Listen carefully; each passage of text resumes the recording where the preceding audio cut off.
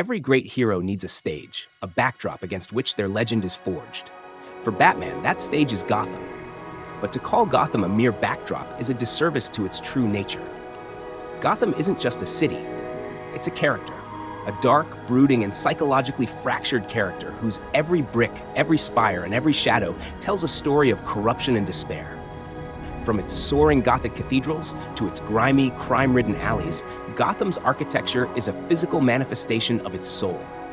Today, we're going to explore how different versions of this city, from the silver screen to the video game console, use design to make Gotham a living, breathing part of the Batman mythos.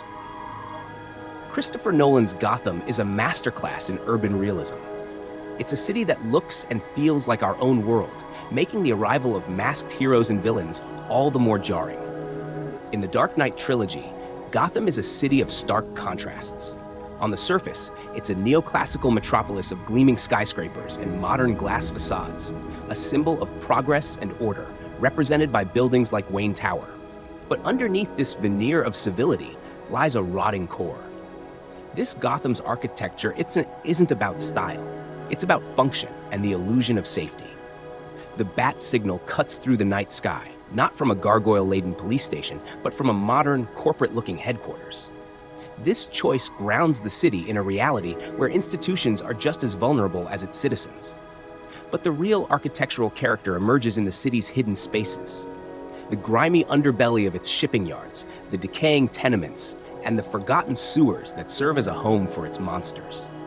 The Joker's anarchic acts aren't just an attack on people. They're an attack on the very symbols of this fragile order, turning its clean, modern lines into shattered glass and rubble. This Gotham is a city on the brink, and its architecture reflects its perpetual battle between order and chaos. If Nolan's Gotham was a city on the brink, Ben Affleck's Gotham is a city that has already fallen. This is a Gotham defined by its past, a place weighed down by decades of tragedy and corruption. The architecture here is brutish and imposing, a blend of decaying industrialism and monolithic, brutalist structures. We see this most clearly in the dilapidated grandeur of Wayne Manor, a decaying monument to a bygone era.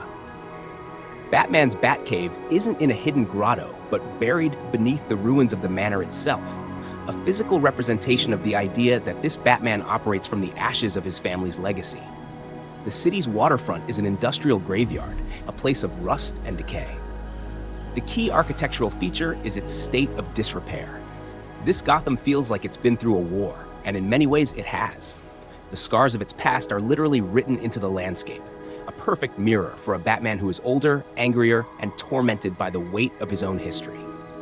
Matt Reeves' The Batman gives us a new vision, one that pulls from the original Gothic, noir sensibilities of the character. This Gotham is perpetually shrouded in rain and darkness. Its architecture is not a collection of buildings, but an immersive, oppressive atmosphere. The soaring, neo-Gothic spires are ever present, but they loom over the city, never offering solace. They feel like a prison, trapping the city's inhabitants in a cycle of crime. The focus shifts to the intimate interior spaces, the dimly lit nightclubs, the claustrophobic apartments, the rain-slicked streets. The city's decay is not just physical, it's a psychological state. The architectural details, like the shadowy arches and imposing gargoyles, aren't just for show. They create a sense of being constantly watched, of a world where evil lurks in every corner. This Gotham's design is a direct reflection of Batman's own tormented mind, dark, isolated, and Gothic in its obsession with death and justice. Video games have allowed us to physically inhabit Gotham, and no series does it better than the Batman Arkham games. The Arkhamverse presents a fusion of all these architectural ideas, creating an over-the-top, almost expressionistic playground. The Asylum itself is a Gothic nightmare, while Arkham City is a sprawling, walled-off prison of industrial decay. Gotham in Arkham Knight is a full-fledged city that combines the Art Deco style of its comic origins with a more modern, militarized feel.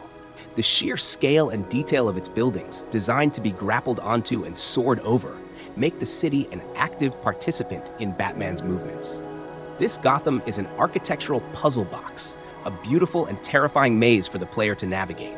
So, whether it's a realistic city on the brink, A decaying monument to the past, a rain-soaked noir nightmare, or a fully realized video game world, Gotham is always more than just a place. Its architecture is a canvas for its corruption, a symbol of its struggle, and a mirror for its hero. It's the silent, ever-present character that defines Batman's mission, reminding us that you can never truly save a city until you understand its soul.